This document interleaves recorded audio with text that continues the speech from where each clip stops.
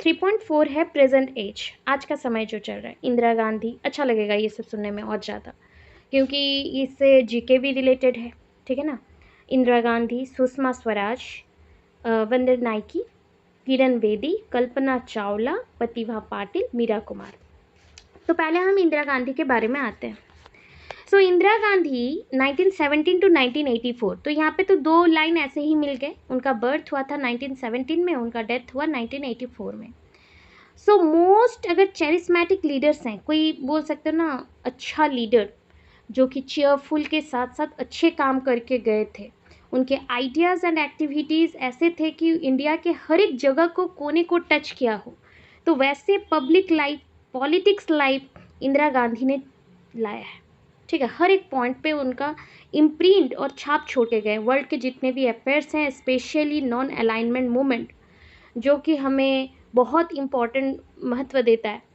तो हम इसलिए सोचते हैं कि इंदिरा गांधी के बाद ये राजीव गांधी, राहुल गांधी स्पेशली क्या कर रहे हैं। एक्चुअली इंदिरा गांधी का पीरियड बहुत ही अच्छा था, जस्ट लाइक अभी मोदी जी का पीरियड देख रहे हैं, तो उस समय उससे भी बहुत ही बेटर था इंदिरा गांधी जी का पीरियड। बट इतने बावजूद भी आज के समय पे राहुल गांधी कुछ नहीं कर सकते, सोनिया गांधी कुछ नहीं कर सकते। तो वो उनका पॉइंट ऑफ व्यू था, अलग अलग सोच है सबके। She was a very brave, वो बहुत ही ब्रेव लेडी थी। Lady who face many challenges उनके टेन्योर में, मतलब उनका टाइम पीरियड के अंदर, टेन्योर मतलब टाइम पीरियड, मतलब 10 साल या 5 साल जो भी उनका पीरियड था, उसके अंदर उन्होंने बहुत सारे चैलेंजेस फेस किए हैं। She was a prime minister for over 15.5 years, मतलब 15.5 साल, 15 साल और हाफ ईयर्स उन्होंने अपना प्राइम मिनिस्टर का टाइम बिताया है। 1917 नवंबर में Allahabad to Pandit Jawaharlal Nehru and Kamala Nehru, Indira Priyadarshini was, देखो ये लाइन ना मिक्स कर दिया। तो एक्चुअली पॉइंट क्या था, उनका जन्म हुआ है, she was born on 19 November 1917 at Allahabad to Pandit Jawaharlal Nehru and Kamala Nehru, ठीक है। यहाँ तक एक लाइन है। इंदिरा प्रियदर्शिनी, उनका पूरा नाम बोला जा रहा है, Indira Priyadarshini was educated eight विश्व भारती यूनिवर्सिटी, विश्व भारती यूनिवर्सिटी रविंद्रनाथ टैगोर जी का, वहाँ पे। फिर वो गए ऑक्सफोर्ड पढ़ने के लिए and become involve in political life almost from the childhood, मतलब अपने बचपन से ही वो पॉलिटिक्स में थे, पॉलिटिकल लाइफ में। इन 1942 इंदिरा मैरिड फिरोज गांधी, देखो तब तक उनका सरनेम तो नेहरू ही था, इंदिरा प्रियदर्शनी नेहरू। बट उनका मैरिज जब फिरोज गांधी के साथ हुआ तो सरनेम क्या बना, इंदिरा गांधी बना। And she became a member of Congress working committee, Congress working committee 1955 में, and was elected president in 1959, उसके बाद उनको प्रेसिडेंट बना दिया गया 1959 में। She became a member of the cabinet of Lal Bahadur Shastri as minister for information, information minister के रूप से उनके कैबिनेट ऑफ लाल बहादुर शास्त्री के वो मेंबर थे। In 1966 on the sudden demise of Shastri ji, Lal Bahadur Shastri ji का डिमाइस मतलब निधन जैसे हुआ, she was made the prime minister, तो उनको बना दिया गया प्राइम मिनिस्टर, प्रेसिडेंट से प्राइम मिनिस्टर बना दिया गया। Indira Gandhi strengthened democratic structure, उन्होंने डेमोक्रेटिक जो नागरिक का गुण है उस हिसाब से कैसे स्ट्रक्चर को चेंज किया जाएगा उसके ऊपर काम किया। ट्रेडिशन ऑफ इंडिया, इंडिया में बहुत ही हालात ख़राब थे तो उन्होंने संभाला। She had ट्रेमेंडस influence on masses, वो बहुत सारे लोगों को प्रभावित कर सकते थे। अमॉन्ग द मेजर अचीवमेंट, बहुत सारे अचीवमेंट्स के अंदर Indira Gandhi as prime minister were India's role during the liberation war in Bangladesh, including human handling of refugees and winning 1971 war against Pakistan। तो ऐसा चीज़ हुआ कि जैसे हम बोलते थे बंग भंग आंदोलन बोला जा सकता है, या हम बोल सकते हैं कि बांग्लादेश को सेपरेट करना है। सो उसमें प्राइम मिनिस्टर इंदिरा गांधी जी का रोल बहुत अच्छा रहा है लिबरेशन छूट देने के लिए, प्लस जो रिफ्यूजीज थे उनको हैंडल करने के लिए। और ये युद्ध उन्होंने लड़ा, जीता भी 1971 के वॉर को against Pakistan. She gave direction to India's economy, उन्होंने इंडियाज़ की इकोनॉमी को बहुत ही ज़्यादा डायरेक्शन दिया, कैसे करना है क्या करना है। To reach the declared objectives of democratic socialism, ये जो लोगों के लिए जो ऑब्जेक्टिव्स बनते हैं डिक्लेयर किए गए उसके लिए, and greatest social justice for weaker section, और सोशल जस्टिस वीकर सेक्शंस के लिए लाया गया।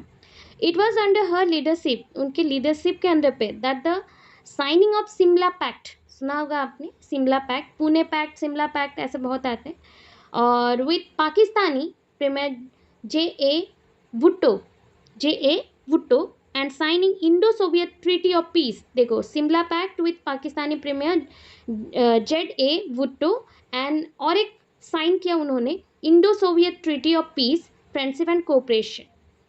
सी नेशनलाइज्ड बैंक्स, बहुत सारे बैंक्स नेशनलाइज्ड हो गए पूरे नेशंस के लिए, और एबोलिश प्रिवी पर्सेस ऑफ महाराजास, जो महाराजा के छोटे छोटे से टैक्सेस वगैरह जो नियम थे उसको हटाया गया। कंडक्टेड फर्स्ट न्यूक्लियर टेस्ट, उन्होंने पोखरान में पहला न्यूक्लियर टेस्ट किया। The imposition of emergency rule, so उन्होंने इमरजेंसी रूल को लगवाया 1975 में, and prove to be a major mistake that she realise later, और जिसको उन्होंने बोला कि ये बहुत बड़ा मिस्टेक था अपने लाइफ का। Indira Gandhi was deeply interested in literature, music, fine arts, various cultural institution, performing artist, educational intellectuals received her patronage and encouragement. बहुत सारे लोगों ने उनका सहायता लिया और इनकरेजमेंट भी मिला बिकॉज ऑफ देयर जो इंटरेस्ट इन डिफरेंट थिंग्स था। She was proud of Indians culture heritage, क्योंकि उनको लगता है कि इंडिया में भास्ट कल्चर्स हैं जो कि बहुत ही प्रकार के नियम चीज़ें बताएंगे। And it was on her initiative that, ये उनका ही इनिशिएटिव था, that Asiatic Society Calcutta receive the status of an institution and national importance, Calcutta को status of institution and national importance मिले। She was conferred Bharat Ratna in 1971, उनको 1971 में भारत रत्न मिला। Indira Gandhi passed into history when she fell to assassins bullet, उनको भी गोली लगा था 31 अक्टूबर 1984 एट हर रेसिडेंस, उनके ही रेसिडेंस में जहाँ वो रहती थी। दीज असैसिन्स जो घुसपैठिया थे और मारने आए थे, were none other than her own security man, अपने ही सिक्योरिटी जो लोग थे गार्ड्स थे वो ही मार दिए। As a mark of respect to departed leader, क्योंकि उन्होंने बहुत अच्छा काम सब किया हुआ है, तो उनके देहांत को हम बहुत ही सम्मान देते हैं और उसको रिमेंबर करने के लिए उनके जन्मदिन को सेलिब्रेट किया जाता है national integration day, national integration day. So ये एक आपका रहा, ठीक है। अब एक और चीज़ देखते हैं। अच्छा नेक्स्ट, क्या हम ये सुषमा स्वराज का नाम तो आज भी है क्योंकि अभी भी चल रहे हैं। Sushma Swaraj is an Indian politicians, ये तो समझ ही आ रहा है। फॉर्मर सुप्रीम कोर्ट लॉयर, वो पहले तो सुप्रीम कोर्ट लॉयर थी, and the current minister of external affairs of India. अभी के तो वो external affairs of India current minister, मतलब उनका टाइम पीरियड में बोल रही हूँ, इन ऑफिस सिंस 26 मई 2024। ये लीडर ऑफ भारतीय Janata party, BJP, Bharatiya Janata party. Swaraj is the second women to be India's minister of external affair, external affairs के जो मिनिस्टर हैं उनमें से ये सेकेंड वुमेन है after Indira Gandhi. She has been elected 7 times as a member of parliament, उनको 7 बार चुना गया है पार्लियामेंट के मेंबर के according, and 3 times as a member of legislative assembly, and उनको चुना गया है लेजिस्लेटिव असेंबली के 3 times मेंबर के रूप से। At the age of 25 in 1977 में वो 25 साल की थी, and she became the youngest cabinet minister of north Indian state of Haryana. तो हरियाणा नॉर्थ इंडियन जो स्टेट है उनका यंगेस्ट कैबिनेट मिनिस्टर थी। She also served as 5th chief minister of Delhi for a brief time, वो बहुत कम समय के लिए 1998 में 5th चीफ मिनिस्टर के रूप में दिल्ली में थी। In the 2014 Indian general election she won the Vidisha constituency in Madhya Pradesh for a second time. Vidisha constitution को उन्होंने जीता, कॉन्स्टिट्यूएंसी को, ठीक है, in Madhya Pradesh for a second term बोला गया। Retaining her seat by a margin, ये मार्जिन लिखा गया, मार्जिन ऑफ ओवर, देखो कितने वोट्स एक्स्ट्रा मिले थे, 400,000 और चालक बोल सकते हो। सी became the external affairs minister in the union cabinet. कब बने? 26 मई 2014 को वो यूनियन मिनिस्टर, जो आपका minister in the union cabinet है, एक्सटर्नल अफेयर्स के मिनिस्टर बने। Sushma Swaraj was born at Ambala cantt. अगर हरियाणा जाओगे तो वहाँ पे आपको अम्बाला कांट सुनने को मिल जाएगा, कहाँ पे है। एंड 14 फरवरी 1952 टू, उनके फादर का नाम है हरदेव शर्मा और मदर का नाम है Shrimati Lakshmi Devi. Her father was a prominent Rashtriya Swayam Sevak Sangh member and her parents hailed from Dharampura area of Lahore, Pakistan. उनके पेरेंट्स आए हैं Dharampura area of Lahore, Pakistan. She was educated at Sanatan Dharma college, उनको एजुकेशन मिला था सनातन धर्म कॉलेज इन अम्बाला कांटोनमेंट। कांटोनमेंट को कांट बोला जाता है शॉर्ट में। And earned a bachelor degree with a major in Sanskrit and political science. तो संस्कृत एंड पॉलिटिकल साइंस में उनका मेजर था और उसके साथ उन्होंने बैचलर डिग्री को कंप्लीट किया। सी स्टडीड लॉ, उसके बाद लॉ पढ़ा एट पंजाब यूनिवर्सिटी चंडीगढ़। ये state level competition held by language department of Haryana और उसमें भी उन्होंने जीता। शौहर winning the best Hindi speaker award for 3 consecutive years, 3 साल लगातार उनको मिला ये प्राइज। स्वराज बिगन हर पॉलिटिकल करियर, मतलब सुषमा स्वराज उनका पॉलिटिकल करियर स्टार्ट की अखिल Bharatiya Vidyarthi Parishad in the 1970s। State level politics में क्या है? She was a member of the Haryana legislative assembly from 1977 to 1982, acquiring Ambala cant assembly seat at the age of 25।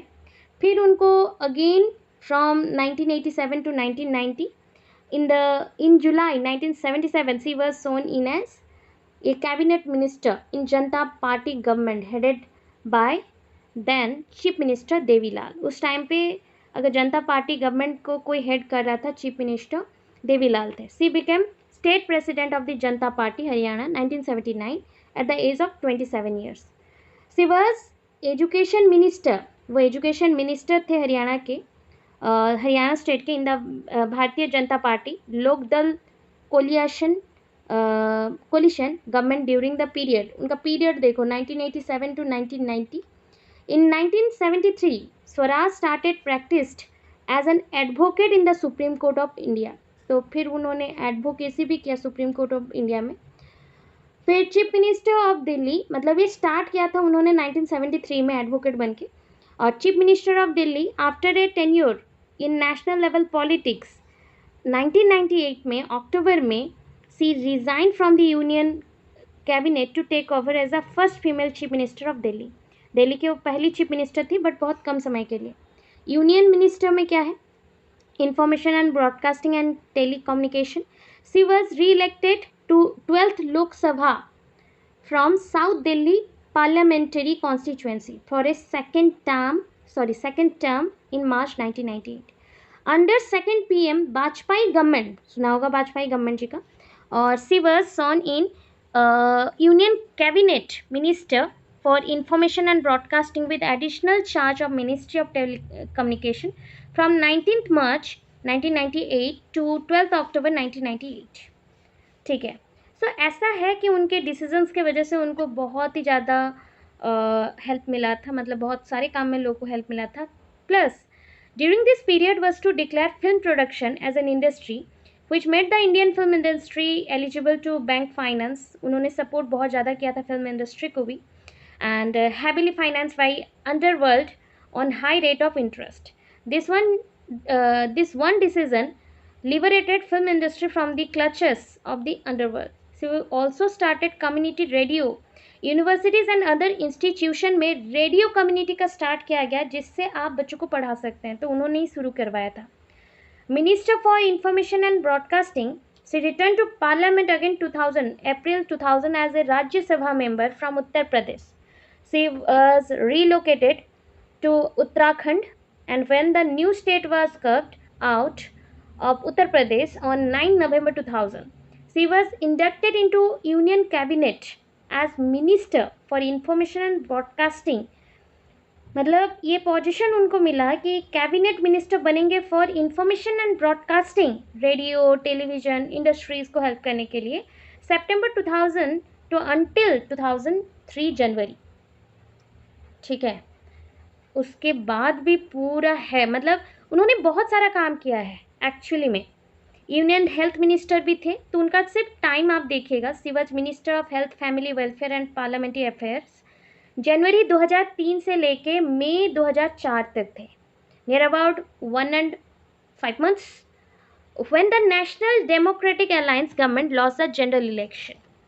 As union health minister उन्होंने 6 AIIMS जो है आपके उसको open किया, सेटअप किया, भोपाल में, भुवनेश्वर में, जोधपुर में, पटना में, रायपुर एंड ऋषिकेश में। भोपाल आपका Madhya Pradesh, Bhubaneswar Orissa, Jodhpur Rajasthan, Patna Bihar, Raipur Chhattisgarh, Rishikesh Uttarakhand. Leader of opposition 15th Lok Sabha, so she won 2009 election for the 15th Lok Sabha from the Bidisa Lok Sabha constituency in Madhya Pradesh। पहले भी ये लाइन पढ़ चुके हो, तो इसको अगर नहीं लिखते हो तो इट्स ओके, इसको क्रॉस कर देना, बिकॉज पहले हम पढ़ चुके हैं इसको। 4 लाख वोट से उन्होंने जीता था, ये पढ़ चुके हैं हम। एक्सटर्नल अफेयर मिनिस्टर में देखें, Swaraj has been serving as the Indian external affairs minister under prime minister Narendra Modi since May 2014। तो एक्सटर्नल अफेयर मिनिस्टर के रूप में थे, सर्व कर रहे थे अंडर, किसके अंडर में, minister prime minister Narendra Modi since May 2014, responsible for implementing foreign policy of Narendra Modi के जितने भी फॉरेन पॉलिसी है उन्होंने इम्प्लीमेंट किया। She is one the second women to hold this position after Indira Gandhi, ये लाइन भी पहले लिख चुके हैं। डिस्टिंक्शन एंड रिकॉर्ड्स, ये चीज़ अगर नहीं लिखते हो ना बहुत ही अच्छा है, क्योंकि बार बार रिपीट करके बोला गया है, क्रॉस कर दीजिए। बीजेपी के वो मेंबर थे, पर्सन थे, लीडर थे, सब लिखा गया है, तो इतना नहीं चाहिए, यहाँ तक लास्ट करना, एक्सटर्नल अफेयर मिनिस्टर तक। ठीक है, सो इसके नेक्स्ट वाला बहुत ही ब्लर आया हुआ है, इसको अगेन देंगे। श्री माभो बंदर नायकी से हम कंटिन्यू करेंगे, किरण बेदी हैं, कल्पना चावला, प्रतिभा पाटिल एंड मीरा कुमार। तो नेक्स्ट क्लास में इसको हम कंप्लीट करेंगे। ठीक है, सो हम स्टार्ट करें थर्ड पॉइंट से, श्री माभो बंदर नायकी। ठीक है, श्री माभो बंदर नायकी इन फुल, मतलब उनका पूरा नाम है श्री माभो रतवाते दियास बंदर नायकी, श्री माभो रतवाते दियास बंदर Nike, also called Sri Mabho R.D. Bandar Naiki. Short form is R.D. Bandar Naiki, Sri Mabho R.D. Siri Mabho, okay? Siri Mabho, रटवटे को लिखा गया R एंड यास को लिखा गया D, बंदर नायकी। इनका जन्म हुआ था अप्रैल 17, सो बॉर्न अप्रैल 17, 1916, रत्नपुरा, सिलोन, जो कि अभी का श्रीलंका है, now it is Sri Lanka, okay? Story बस सुनना है, श्रीलंका। एंड उनका डेथ हुआ था अक्टूबर 10, 2000 पीरियड में, मतलब अराउंड आप बोल सकते 84 ईयर्स तक उनका मतलब लाइफ स्पैन रहा है, और अक्टूबर 10 में उनका 2000 के पीरियड में डेथ हुआ है, कोलंबो श्रीलंका में। ठीक है, फिर एक पॉइंट आता है, states women who upon her party's victory in the 1960 Ceylon general election become the world's first women prime minister. यहाँ पे ना 1-2 लाइन छूटा हुआ है, फिर भी बोल देती हूँ। सो ये स्टेट वुमेन है, मतलब उस स्टेट की वुमेन है जो कि उनके पार्टी के विक्ट्री में शामिल हुए थे जनरल इलेक्शन में, और उनके पार्टी को ही क्या मिला, इलेक्शन में सपोर्ट मिला, वोट ज़्यादा मिला एंड वो जीत गए। ठीक है, सो दैट 1960s के पीरियड में वो जब जीते, become the world's first women prime minister, world का पहला प्राइम मिनिस्टर वो थी, वुमेन प्राइम मिनिस्टर।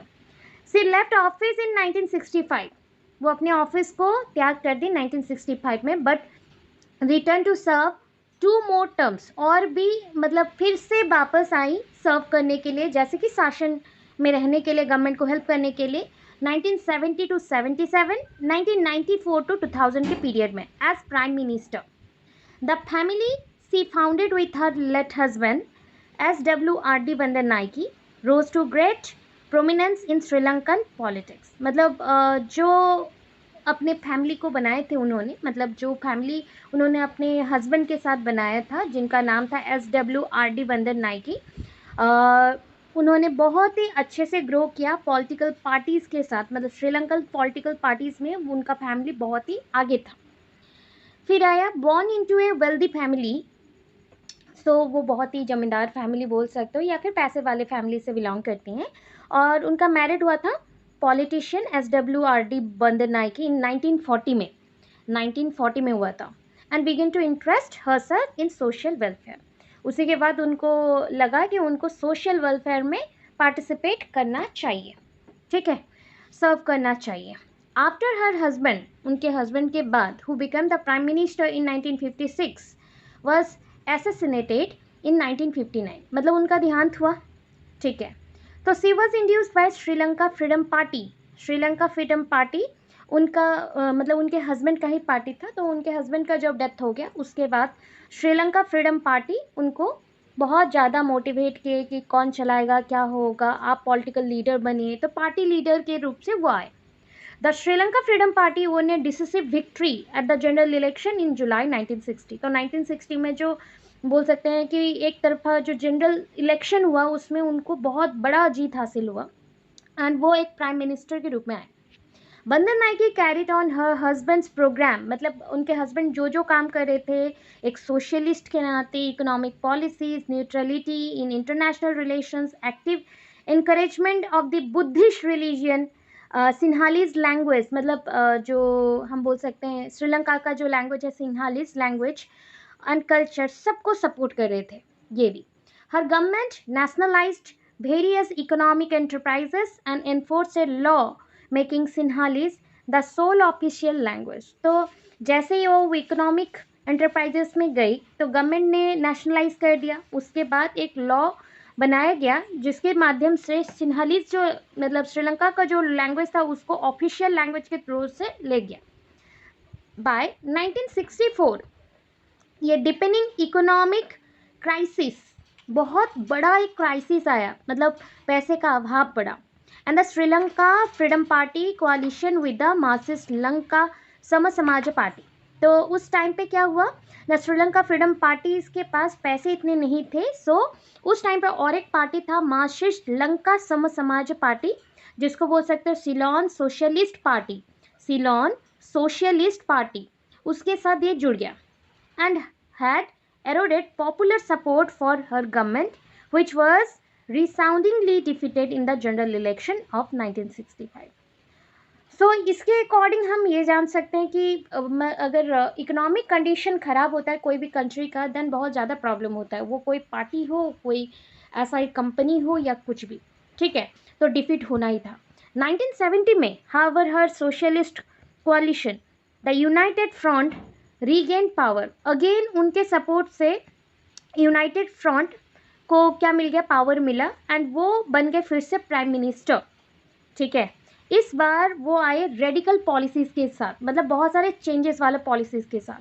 हर government further restricted free enterprise, कोई भी फ्री एंटरप्राइज और नहीं था। नेशनलाइज इंडस्ट्रीज़ को भी नेशनलाइज करने के लिए मना कर दिया गया।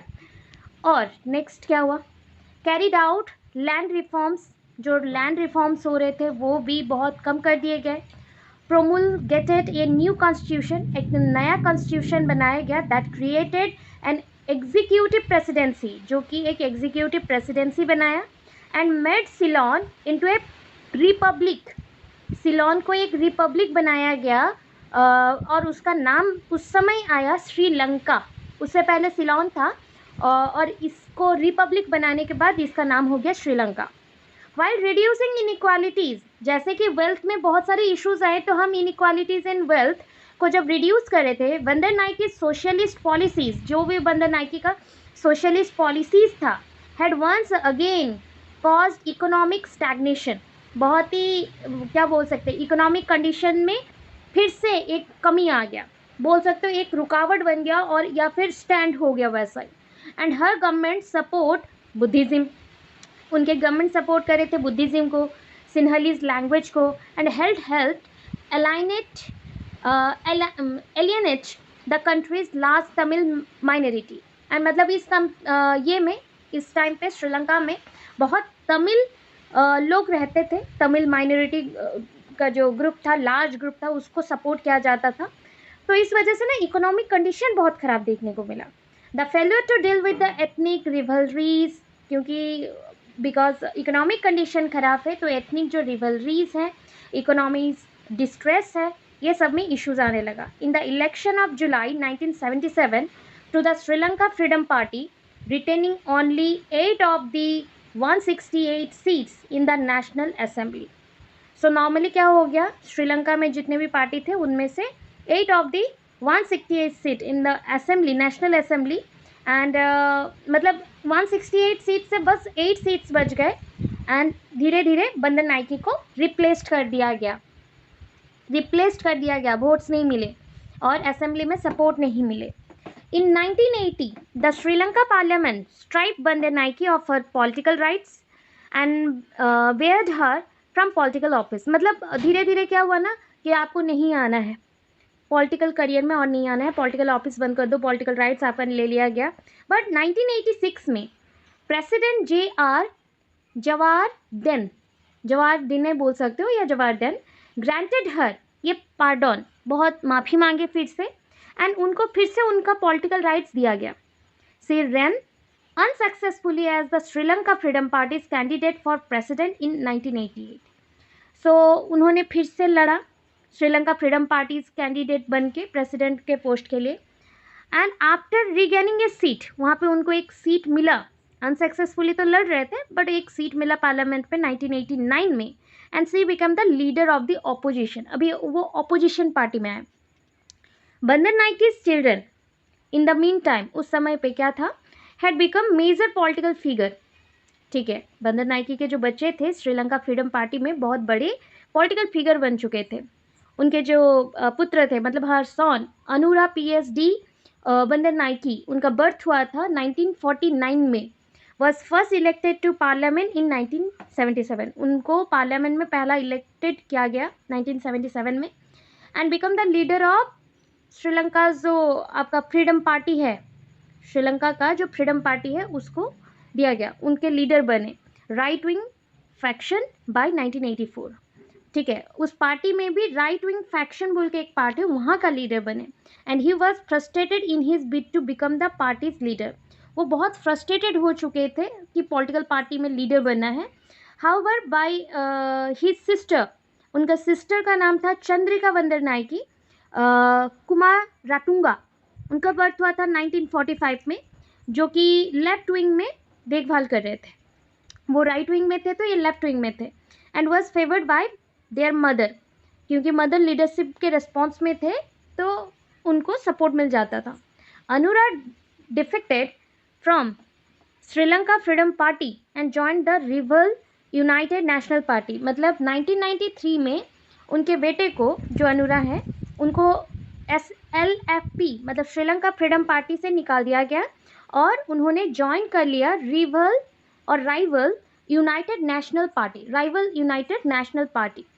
Chandrika had been active in Sri Lanka freedom party before marrying the film actor Vijaya Kumaratunga. ठीक है, उनके हस्बैंड जब आए उसके बाद उन्होंने छोड़ दिया। आफ्टर हिज एसेसिनेशन, जब उन्होंने छोड़ा, मतलब 1978 में तो छोड़ा, उसके बाद उनका डेथ हो गया 1988 में। सो मतलब 1988 गलती बोल रही हूँ, मतलब उनके हस्बैंड का डेथ हो गया। ठीक है, विजय कुमाराटुंगा का। और उसके बाद अगेन चंद्रिका ने क्या किया, ज्वाइन किया उनके मदर के पार्टी को। She soon came to head its left wing faction, again left wing को संभाले, and string of electoral victories propelled her to the leadership of an self मतलब SLFP based coalition that won the parliamentary election of August 1994। तो क्योंकि वो बहुत अच्छा काम कर रहे थे उस समय पे, सो इलेक्टोरल विक्टरीज के बाद जिसके वजह से उनको लीडरशिप दिया गया SLFP का, और धीरे धीरे वो काम करते करते पार्लियामेंट्री इलेक्शन में भी वो जीते अगस्त 1994 में। चंद्रिका बिकेम प्राइम मिनिस्टर, वो भी प्राइम मिनिस्टर बने, and in November of that year मतलब 1994 के उसी ईयर में she won the presidential election. वो प्रेसिडेंशियल इलेक्शन ओवर UNP उन्होंने जीता। ठीक है, UNP का था राइवल यूनाइटेड नेशनल पार्टी, जो उनके मतलब भाई चला रहे थे, भाई लीडर बने थे उसमें, तो वो उसके ओवर मतलब उसके ऑपोजिट में ये थे, प्रेसिडेंशियल इलेक्शन में ये जीत गए। Chandrika appointed her mother, Chandrika फिर से प्राइम मिनिस्टर बन के उनके मदर को अपॉइंट करती हैं Sirimavo Bandaranaike to serve as prime minister in her new government, prime minister के रूप में अपने गवर्नमेंट में, न्यू गवर्नमेंट में चलाने के लिए, which mounted a major military campaign against Tamil separatists, जो सेपरेट हो रहे थे 1995 से, उसके अगेंस्ट एक मिलिट्री कैंपेन बैठा। फेलिंग हेल्थ फोर्स्ड, बहुत ज़्यादा तबीयत खराब होना शुरू हुआ, स्वास्थ्य में गिरावट आए, तो Bandaranaike to resign her post, Bandaranaike resign किए अपने पोस्ट को in August 2000 and shortly after that, after voting in the October parliamentary election, मतलब वोटिंग में भी वो खड़ी थी but due to health issues उनको हार्ट अटैक आया, उनका डेथ हो गया। ये पूरा उस स्टोरी हो गया। किरण बेदी, ठीक है, किरण बेदी बॉर्न 9 जून 1949, किरण बेदी जी का जन्म हुआ था 9 जून 1949 and is a retired Indian police service officer, IPS officer थे, सोशल एक्टिविस्ट भी थे, समाज सेवा करते थे, एंड फॉर्मर टेनिस प्लेयर, बहुत अच्छे टेनिस प्लेयर भी थे, पहले खेलते थे, एंड पॉलिटिशियन भी हैं, who is the current lieutenant governor of the Puducherry, Puducherry के वो लेफ्टिनेंट गवर्नर थे, ठीक है, मतलब इतना सब करने के बाद उनको गवर्नर पोस्ट में दिया गया। तो ऐसा नहीं है कि आईपीएस बन जाओगे तो काम खत्म हो गया, आईपीएस के बाद भी अगर अच्छे काम करते हो तो आपका पोजीशन और बढ़ सकता है, आप किस तरह का काम कर सकते हैं तो उसके ऊपर डिपेंड करता है, ठीक है। She is one of the most renowned police officer, मतलब नामी दामी पुलिस ऑफिसर हैं, who have put in their whole hearted effort in serving the society को सर्व करने के लिए पूरा लाइफ उन्होंने दिया था अपना। सी डिड हर स्कूलिंग, उनका स्कूलिंग हुआ था from the Sacred Heart Convent School, नाम याद रखें, Sacred Heart Convent School in Amritsar. She completed her graduation in the English language from the government college for women in Amritsar, Amritsar में ही government college है women's लोगों के लिए, तो वहाँ पे उन्होंने इंग्लिश लैंग्वेज में अपना ग्रेजुएशन कंप्लीट किया। She received her master degree political science में किया था from Punjab university Chandigarh. She continued her studies, उन्होंने अपना स्टडीज़ कंटिन्यू किया even when she join the Indian police force, मतलब इंडियन पुलिस फोर्स में ज्वाइन करने के बाद भी उन्होंने अपना स्टडी नहीं छोड़ा था, स्टडी कंप्लीट किया और भी पढ़ा उन्होंने। क्या किया, पहले तो उन्होंने ग्रेजुएशन किया इंग्लिश में, फिर पॉलिटिकल साइंस में मास्टर्स किया, फिर पुलिस को ज्वाइन किया, फिर उन्होंने 1988 में डिग्री एक लिया एलएलबी का, degree in LLB from Delhi university. In the year 1993, the Department of Social Sciences, the Indian Institute of Technology, that is हम बोल सकते हैं यहाँ पे Indian Institute of Technology IIT in Delhi, New Delhi, awarded her a PhD with a PhD degree. उनको 1993 में PhD degree मिला social science department से, okay. Her topic of research, उन्होंने किस चीज़ के ऊपर रिसर्च किया था, drug abuse and domestic violence, drug abuse and domestic violence के ऊपर वो रिसर्च करी थी। Kiran Bedi has won the championship, उन्होंने चैम्पियनशिप भी जीता था all India and all Asian tennis competition, tennis जो हुआ था ऑल इंडिया में एंड ऑल एशियन जो टेनिस कंपटीशन हुआ था उसको चैम्पियनशिप को उन्होंने जीता था। When she was 22 years old, जब वो 22 साल की थी, she won एशियन लेडीज़, यहाँ पे देखो सेंटेंस आधा है, एशियन लेडीज़ टेनिस होगा, टेनिस चैम्पियनशिप होगा, ठीक है, आपके बुक में भी कंप्लीट नहीं है, उसमें कंटिन्यू कर दीजिएगा, she won the Asian ladies tennis championship, ठीक है। हर कैरियर, उनका career started in the year 1970, उन्होंने 1970 में अपना करियर स्टार्ट किया। And when she took the job of A lecturer, पहला उनका जो करियर था Khalsa college for women in Amritsar में उन्होंने लेक्चरशिप किया। 2 years लेटर, 2 साल करने के बाद वो वहाँ से ही आईपीएस में ज्वाइन की, एग्ज़ाम दे के क्लियर करके उन्होंने आईपीएस ज्वाइन किया। All the way through her career she has taken up A number of challenging assignments, उन्होंने बहुत सारा काम किया हुआ है, मतलब आप सब्जेक्ट से भी देख सकते हो, कोई एक सब्जेक्ट नहीं है, वो मल्टीपल चीज़ों में पढ़ाई की हुई है और डिफरेंट टाइप ऑफ चैलेंजेस लेना उनको पसंद था। बहुत टैलेंटेड लेडी थी। And she has served has the traffic commissioner of New Delhi, उन्होंने कुछ सालों तक traffic commissioner of New Delhi बन के deputy inspector general of police in the insurgency prone area of Mizoram, जहाँ पे एक्चुअली इशूज़ बहुत होता था पहले के टाइम पे मिज़ोरम में, उस एरिया में उन्होंने ट्रैफिक कमिश्नर बन के आए। ठीक है, न्यू दिल्ली से उनको डेप्यूट करके भेजा गया। ठीक है, अभी she has also been the lieutenant governor of Chandigarh, पहले तो वो चंडीगढ़ के लेफ्टिनेंट गवर्नर बने, फिर डायरेक्टर जनरल डीजीपी बने नारकोटिक्स कंट्रोल ब्यूरो का। नारकोटिक्स कंट्रोल ब्यूरो पूरे इंडिया में एक इम्पॉर्टेंट ब्यूरो है जो ड्रग्स के रिलेटेड जितनी भी चीज़ें हैं उसको कंट्रोल करने के लिए काम करी हैं, उनका डायरेक्टर जनरल ये बनी। And interesting thing about Kiran Bedi is that sometimes he is referred to as crane Bedi. ठीक है, उनको किरण बेदी नहीं, उनको समटाइम बोला जाता था ये क्रेन बेदी हैं। ठीक है, क्रेन बेदी। इसका रीज़न क्या था उनके नाम को ऐसे बुलाने का? She drag the car of prime minister Indira Gandhi due to violation of parking rules, मतलब क्रेन से उठाया जाता है ना, जहाँ पर भी नो पार्किंग में अगर गाड़ी रखते हो तो सबने बोला प्राइम मिनिस्टर का गाड़ी है इंदिरा गांधी जी का तो कोई नहीं हटाएगा। तो क्यों?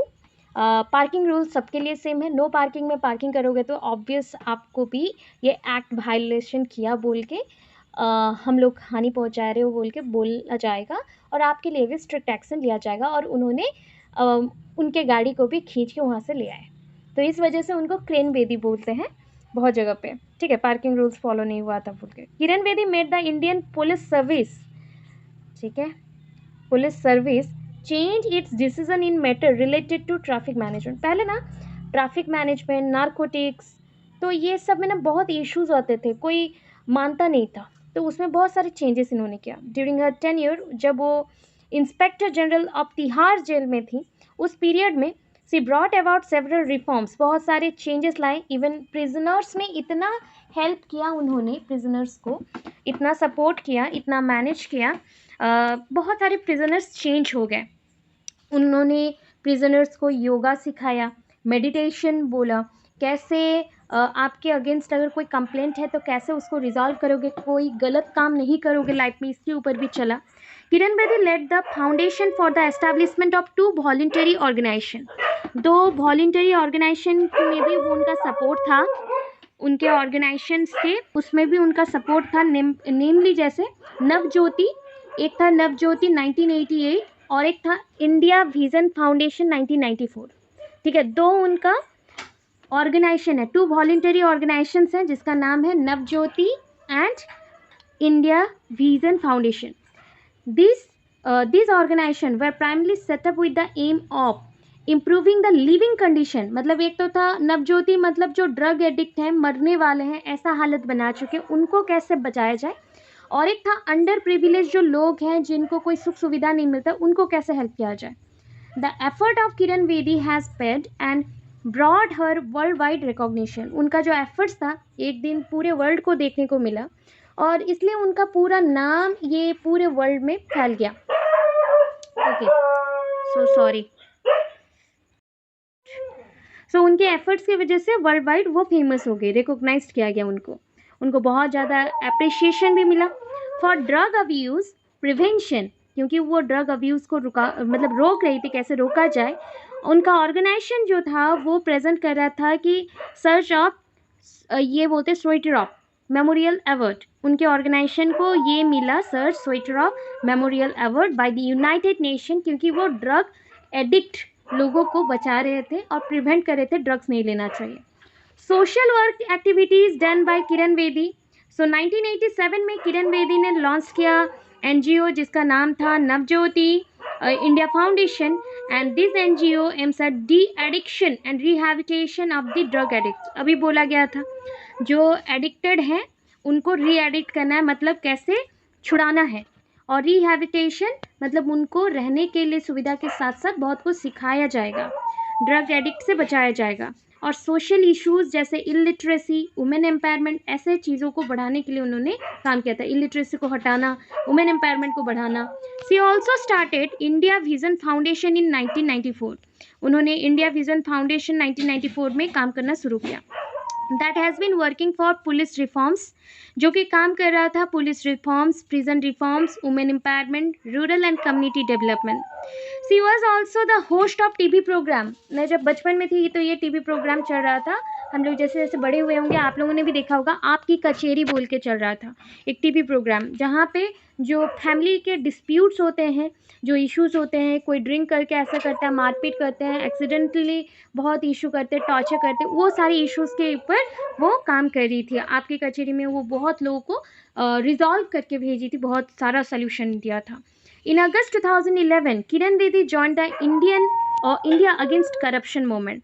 So इंडिया में करप्शन मूवमेंट शुरू हुआ, जो कि सोशल एक्टिविस्ट अन्ना हजारे के थ्रू हुआ था, उसी के साथ उन्होंने जुड़ गए। And she was a prominent face of movement along with Arvind Kejriwal.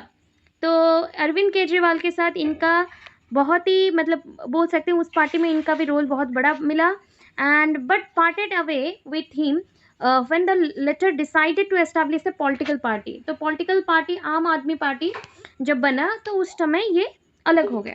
Kiran Bedi को जो अवार्ड्स मिले थे देखो, president's gallantry award by the president of India 1979, women of the year award by national solidarity weekly India में मिला, फिर Asia region award for drug prevention and control by the international organisation of good templars Norway in 1991।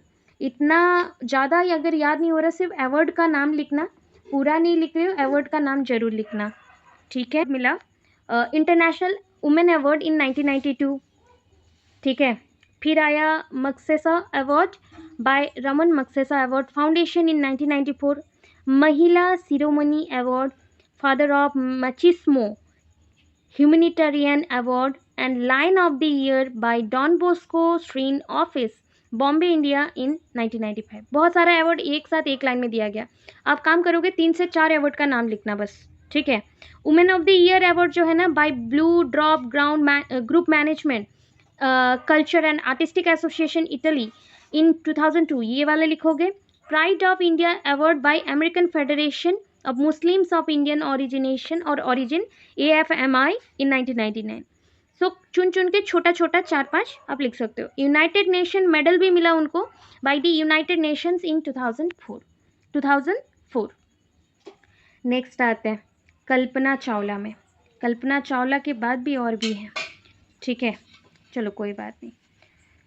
Kalpana Chawla, अगर आप लोग हरियाणा जाते तो वहाँ पे कल्पना चावला मेमोरियल भी है, वहाँ पे उनके पूरे स्टोरी को बताया गया है, कहाँ से एजुकेशन है, क्या है, सब कुछ, ठीक है।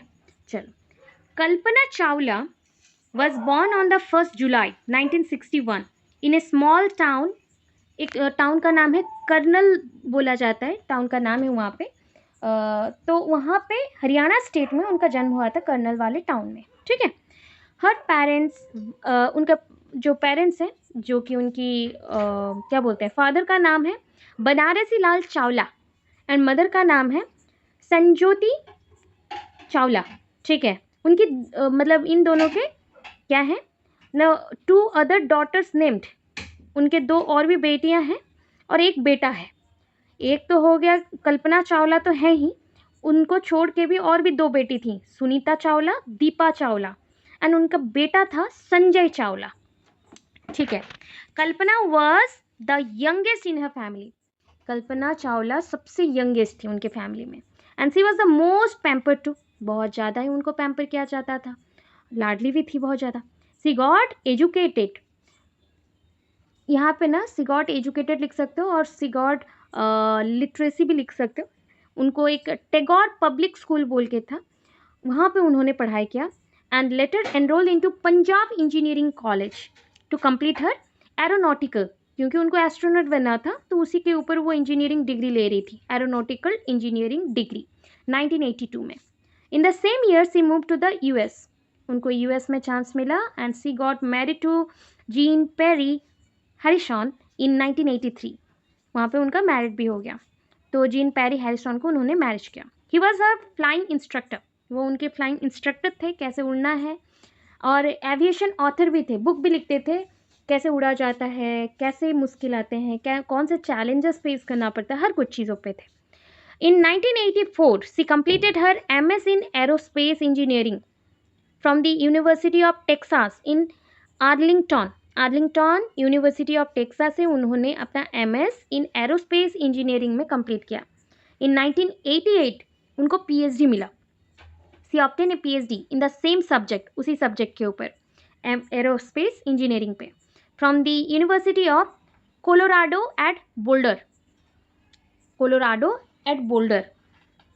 कल्पना Chawla was a certified flight instructor. इसके बाद कल्पना चावला भी एक फ्लाइट इंस्ट्रक्टर बन गए, certified flight instructor, who rated aircraft and gliders. ठीक है. She also held a commercial pilot licence. उनको कमर्शियल पायलट लाइसेंस मिला for single and multi engine airplane, multi engine airplanes के लिए, हाइड्रोप्लेन्स के लिए एंड ग्लाइडर्स के लिए. बहुत वेराइटीज़ के होते हैं फ्लाइट्स, तो उसके ऊपर आएगा. Kalpana was a licence technician class इसको हम बोल सकते हैं एमेच्योर रेडियो पर्सन. सो होता है ना जो एक्चुअली टेक्नीशियंस हैं जो संभालेंगे, फिर रेडियो पर्सन बोला क्या, मतलब जो सब कुछ बताते हैं, कौन से डायरेक्शन में जाना है, कैसे जाना है, कहाँ पे हवा का तेज है नहीं है, सब कुछ मेंटेन करना वो कर रहे थे. By Federal Communication Commission. Owing to her multiple degrees, because उन्होंने बहुत सारे एरोस्पेस के अंदर बहुत सारी चीज़ों के ऊपर पढ़ाई किया, बहुत सालों तक पढ़ाई किया है. She got a job in NASA. बहुत सारे डिग्रीज के कारण उनको नासा में जॉब मिला as the vice president of the overset methods. ठीक है. In 1993 she was extremely involve in computational fluid dynamics. Computational fluid dynamics में उन्होंने बहुत ज़्यादा अगेन स्टडी स्टार्ट किया. रिसर्च स्टार्ट हुआ वर्टिकल एंड शॉर्ट टेकअप, कैसे वर्टिकली टेकअप करेंगे या फिर कैसे छोटे टेकअप करेंगे. ठीक है. एंड लैंडिंग करेंगे, उसके ऊपर चल रहा था. इट वॉज नॉट अंटिल, ये आई थिंक 1999 है, दिख नहीं रहा है, तो 1996 और 1999 है. थोड़ा रुके मैं बता देती हूँ, जो हम कंफ्यूजन रहे, ब्लर आ गया. 1995 है. ओके. तो इसको हम करेक्ट कर लेंगे क्योंकि दिख नहीं रहा है. 1995. ओके. बुक तो सबके पास है, देख लीजिएगा. That she become a part of the NASA astronaut corps. तो उनको 3 years के लिए ये मिला. ठीक है. 3 years later she was selected for her first mission. 3 साल तक उन्होंने प्रैक्टिस किया, उसके बाद उनको एक चांस मिला, उनका फर्स्ट मिशन मिला, that is to travel around the earth in a space shuttle. Space shuttle होता है, शटलिंग किया जाता है, मूवमेंट करने को दिखाया जाता है. तो पहले ऐसा नहीं कि सडन हम लोग चले जाएंगे, बहुत कुछ स्टडीज़ के बाद, बॉडी बैलेंस, बहुत कुछ सीखने के बाद ही हमें चांस मिलता है कि जाने को, और उनको इतनी सारे स्टडीज़ के बाद, इतने सारे पोजीशन के बाद फिर चांस मिला, और उसके बाद वो ट्राई करना शुरू किया. ठीक है. This operation consisted of 6 other members. तो कल्पना चावला जी के साथ और भी 6 पर्सन्स थे. Kalpana was responsible for organising the Spartan satellite. तो उनको बहुत सारा काम सबको डिवाइड किया जाता है. आप लोग जैसे मिशन मंगल देखे हो, तो वो तो चलाने का काम होता है कि कैसे जाएगा, बट उसके अंदर अगर लोग जाते हैं जैसे, तो सैटेलाइट में लोग जाने के लिए, मतलब जैसे एस्ट्रोनॉट बन के जा रहे, तो बहुत सारा काम रहता है. उतना डिटेल तो हमें पता नहीं, बट बहुत सारा रोल मिलता है सबको.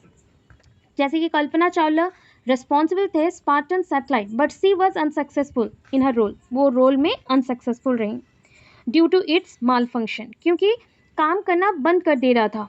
ड्यू टू सम इश्यूज ये काम करना बंद कर रहा था. ठीक है. माल फंक्शनिंग हो गया.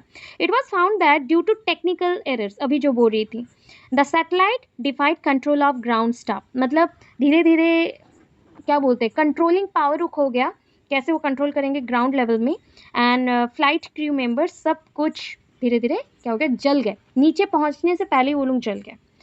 Following this she was vindicated. On the other hand Kalpana Chawla created history.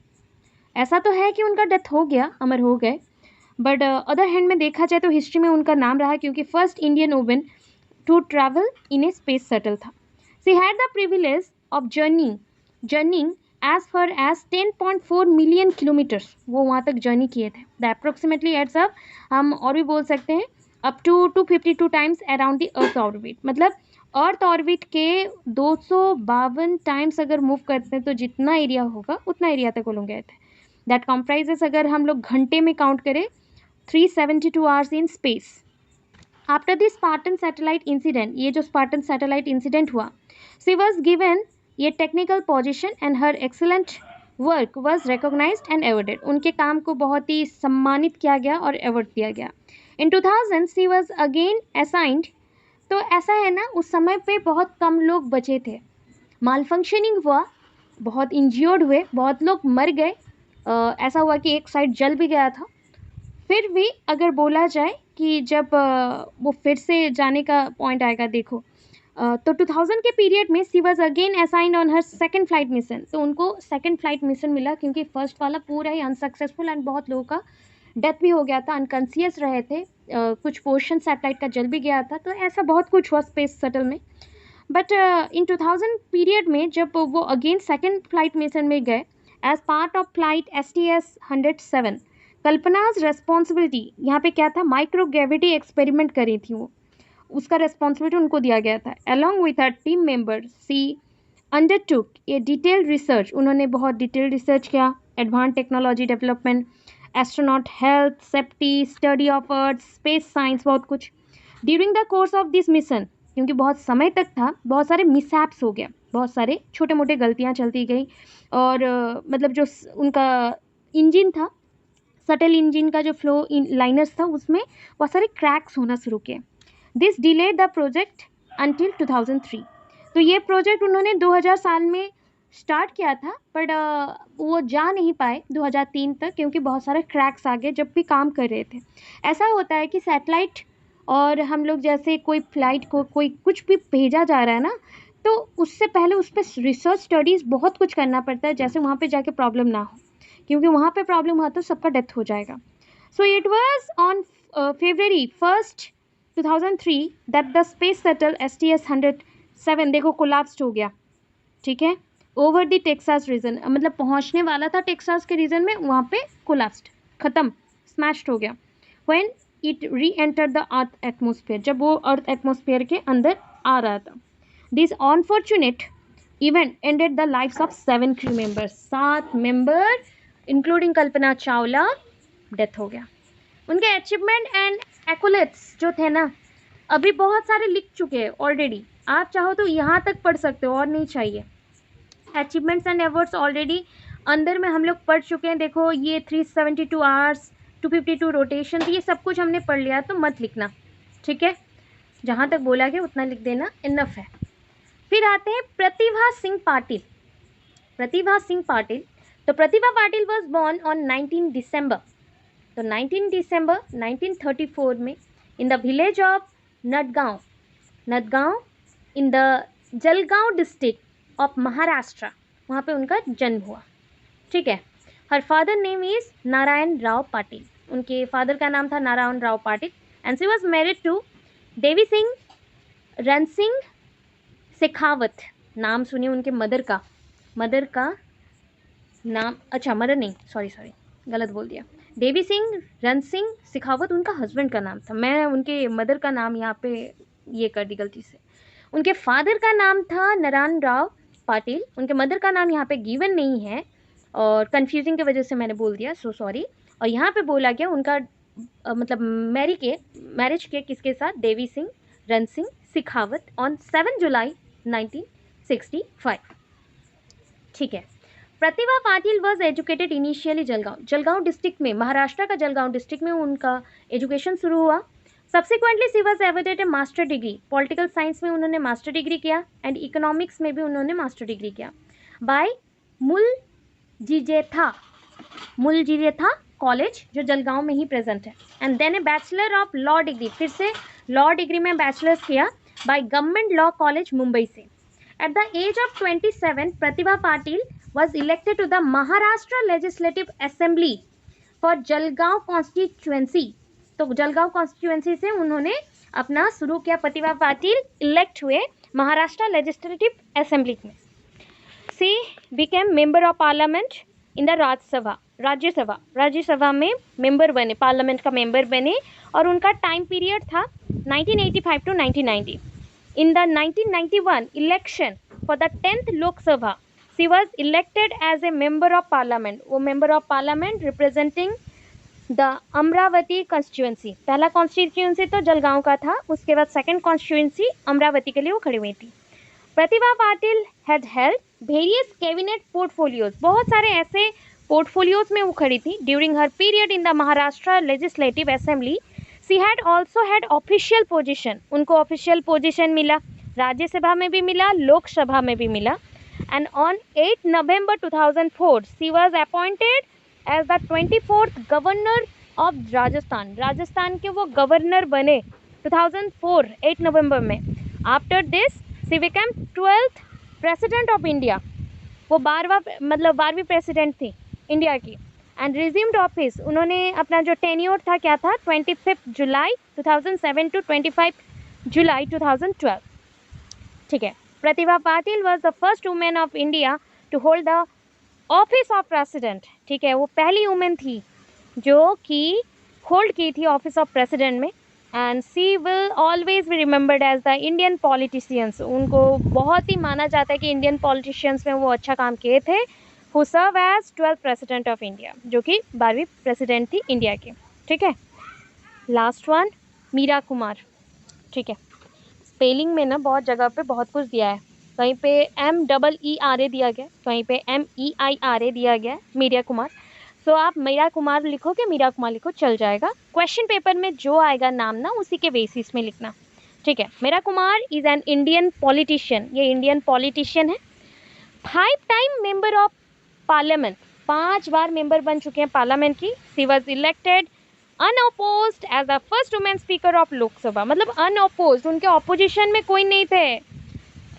First women speaker हैं लोकसभा की. एंड उन्होंने 5 साल के लिए सर्व किया अगेन 2009 से लेकर 2014 तक, 2009 टू 2014.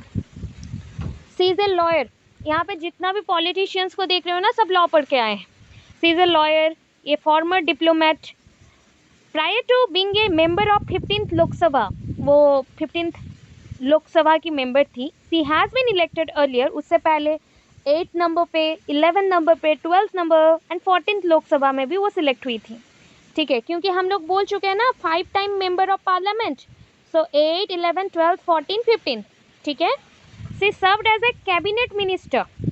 वो कैबिनेट मिनिस्टर भी रह चुकी हैं in the ministry of social justice and empowerment of Manmohan Singh Congress lead government. तो मनमोहन सिंह कांग्रेस लीड गवर्नमेंट में भी उन्होंने एम्पावरमेंट किया 2004 टू 9 में. Meira Kumar was born in Arrah. Arrah बोल के एक जगह है, बहुत लोग बोलते हैं अड़ाह बोल के. सो अड़ाह बोल के जगह है एक बिहार का. To the former deputy prime minister, जो वहाँ के फॉर्मर डिप्टी प्राइम मिनिस्टर थे एंड प्रोमिनेंट दलित लीडर्स थे, Jagjivan Ram. And freedom fighter जो थे उनकी मदर इंद्रानी देवी. तो उनके फादर का नाम था जगजीवन राम एंड मदर का नाम था इंद्रानी देवी. तो सी attended the Welham girls school. उन्होंने वेलहम गर्ल्स स्कूल में जो देहरादून में है पढ़ाई किया. फिर उसके बाद Maharani Gayatri Devi girls public school Jaipur में उन्होंने स्टडी कंप्लीट की. She studied at Banasthali Vidyapith for a short duration. Banasthali Vidyapith में भी बहुत कम समय के लिए पढ़ी है. उन्होंने MA कंप्लीट किया. उसके बाद LLB किया at Indraprastha College and Miranda House, Delhi University. मतलब MA किया इंद्रप्रस्थ कॉलेज में एंड LLB किया मिरांडा हाउस में. मतलब ऐसा हो सकता है कि दोनों ही एक ही जगह पे किया हो या फिर एक जगह के बाद दूसरे जगह पे गए हो, ऐसा. Delhi university. She also received an honorary doctorate from Banasthali Vidyapith. Doctorate भी मिला, honorary honorary doctorate from Banasthali Vidyapith. अभी अटक रही हूँ, बहुत टाइम की वजह से अटक रही हूँ. विद्यापीठ 2010 में. So sorry. In 1970 she join Indian foreign services, IFS बोल सकते हैं. इंडियन फॉरेन सर्विसेज को उन्होंने ज्वाइन किया और उनका पूरा लाइफ उन्होंने बहुत सारे कंट्रीज़ में स्पेंड किया, many countries. Meira Kumar entered electoral politics में ज्वाइन किया 1985 में and was elected from Bijnor in Uttar Pradesh, वो इलेक्टेड हुई थी बिजनौर उत्तर प्रदेश से, and defeating political heavyweights, मतलब बहुत ही जाने माने लोगों को उन्होंने डिफीट हराया था, Ramvilas Paswan, Mayawati, two powerful Dalit leaders, उनको हराया था. She was a member of 8, 11, 12 Lok Sabha from Karol Bagh in Delhi, Karol Bagh. She lost her seat in the BJP wave of 1999 but was able to get re-elect. फिर से वो उन्होंने re-elected हुआ and with a significant majority from father's former constituency of Sasaram in Bihar 2004 to 2009 में. She served in the Congress lead के through काम किया उन्होंने as the Minister of Social Justice and Empowerment from 2004 to 2009, जो कि ऊपर ही mention था. In 2009, she was briefly inducted as the member of cabinet as Union Minister for Water Resource. Cabinet में काम किया यूनियन मिनिस्टर के नाते वाटर रिसोर्स के ऊपर. Upon being nominated, इतने nominations के बाद for the position of speaker, she submitted her resignation 3 days after assuming ministerial office. So उन्होंने ministerial office में गए, काम किए, फिर 3 दिन के बाद उन्होंने अपना resignation दे दिया. She was elected the speaker of Lok Sabha, thereby becoming the first women speaker of the country. वो इलेक्ट हुई थी स्पीकर ऑफ लोकसभा के नाते और पहली वुमेन स्पीकर थी कंट्री की. She served as speaker from 2009 to 2014 and in the 2014 general election Kumar contested and lost to Chedi Paswan from Sasaram by margin 63,327 votes. So एक जनरल इलेक्शन में जो कुमार कॉन्टेस्ट हुआ था and lost to Chedi Paswan, उन्होंने मार्जिन में इतने वोट्स के थ्रू हारा था. सो 63,327 इतना मेंशन है. ये कंप्लीट होता है यूनिट 3 का. तो लास्ट ना जितना हुआ है ना सब पॉलिटिक्स में ही रोल देखने को मिला है. किरण बेदी जी को सिर्फ IPS ऑफिसर में बहुत सारे काम करते हुए देखने को मिला, बाकी सब पॉलिटिक्स में थे ज़्यादातर. तो स्टोरी जैसा इसको सुन लेना, ठीक है. जहाँ पे फंबल हुआ उसके लिए सॉरी, थोड़ा सा अटक गया, बट थोड़ा सा स्टोरी जैसा ही सुन के 2-3 टाइम्स सुन के जाओगे, अच्छा रहेगा. पढ़ के जाओगे कितना रिकॉल कर पाएंगे पता नहीं, बट सुन के जाएंगे तो एटलीस्ट 1-2 पेज करके लिख के आना है शॉर्ट क्वेश्चन में. अगर आए शॉर्ट में ही अटेंड करिएगा, लॉन्ग में बिल्कुल अटेंड मत करना, ठीक है. क्या Thanks for watching my videos. Guys, please subscribe my channel and share with your friends and family.